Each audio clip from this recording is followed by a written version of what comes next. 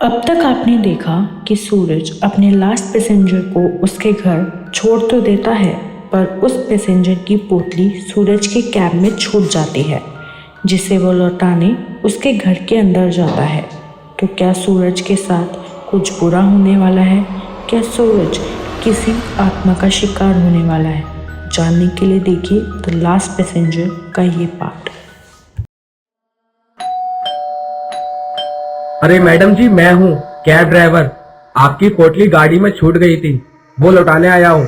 सूरज दरवाजे को जैसे ही छूता है तो दरवाजा अपने आप ही खुल जाता है, जिसे देखकर सूरज हैरान तो होता है, पर बिना ज्यादा सोचे समझे वो अपनी मौत की तरफ बढ़ जाता है।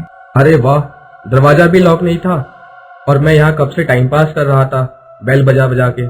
ये बोलते हुए सूरज घर के अंदर घुस जाता है और देखता है कि घर के अंदर तो सिर्फ एक बड़ा सा हॉल है, कहीं कोई बेड तो है ही नहीं और पूरे घर में चारों तरफ अंधेरा छाया हुआ था।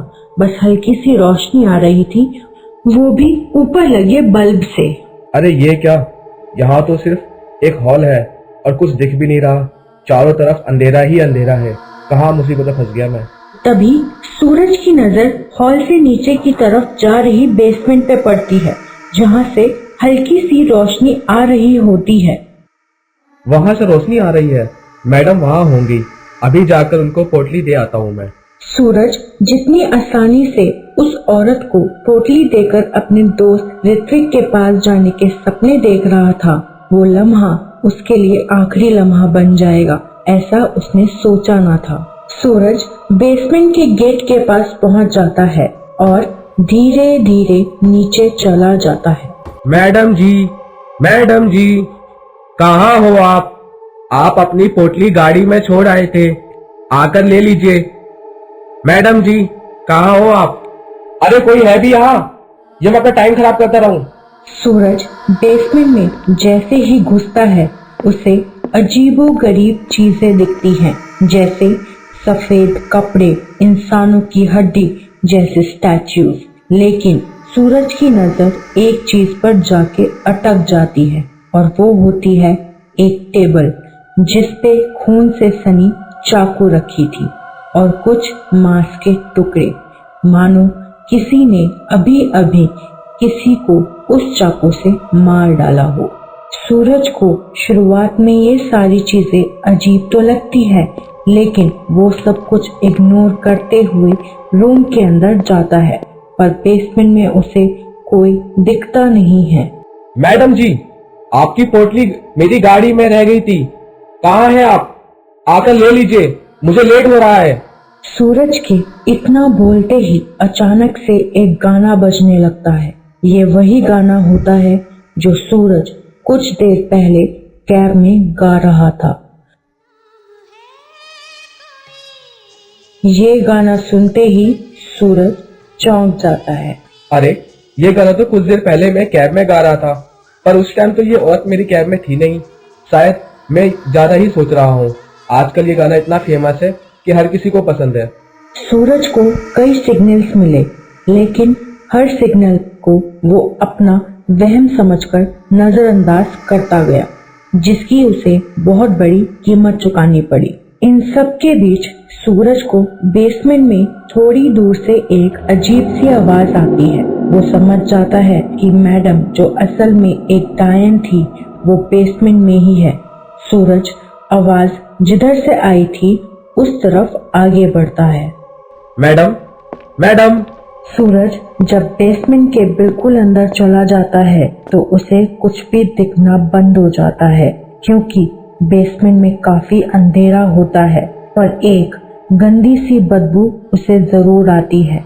बदबू कहाँ से आ रही है वो देखने के लिए सूरज अपने फोन का फ्लैश ऑन करता है और तभी अरे यार, ये कैसी घटिया स्मेल आ रही है। फोन की फ्लैश ऑन करके देखता हूँ। सूरज आगे बढ़ता है तो उसे बेसमेंट में भी कोई नहीं दिखता है, जिसे देख सूरज हैरान हो जाता है कि आखिर ऐसा हुआ कैसे। अब सूरज थोड़ा घबराने लगता है। घबराहट के मारे वो कांपने लगता है, जिसकी वजह से उसके हाथ से वो पोटली छूट जाती है। पोटली गिरते ही सूरज को जो दिखता है उससे उसके होश उड़ जाते हैं। पोटली के अंदर से निकलता है एक कटा हुआ सर, ना पैर, ना हाथ, ना कुछ और, बस सर। ये देखते ही सूरज का शरीर डर से कांपने लगता है। अब उसे समझ आ गया होता है कि उसे यहाँ नहीं आना चाहिए था।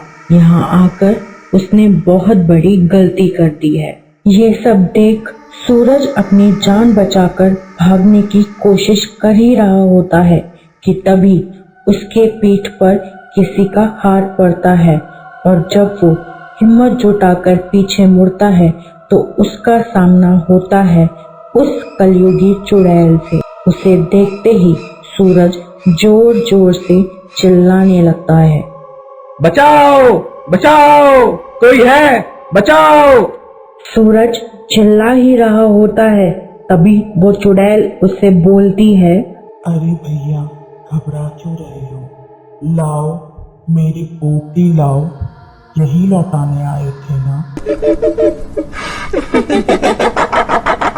ये देख सूरज के होश उड़ जाते हैं, क्योंकि जो औरत कुछ देर पहले तक एक नॉर्मल इंसान की तरह दिख रही थी, वही औरत अब डायन का रूप ले चुकी थी। लंबे खुले बाल, सफेद पुतलियों वाली आंखें और शरीर पर खून के धब्बों वाली डायन हवा में थी और उसका ये भयानक रूप देखकर सूरज के पसीने छूट गए। कौन हो तुम? कौन हो तुम? तुम्हारी मैडम जी। अब तू नहीं बचेगा। तू मेरे जाल में फंसकर यहाँ आ तो गया, पर यहाँ से अब वापस जिंदा नहीं जा पाएगा।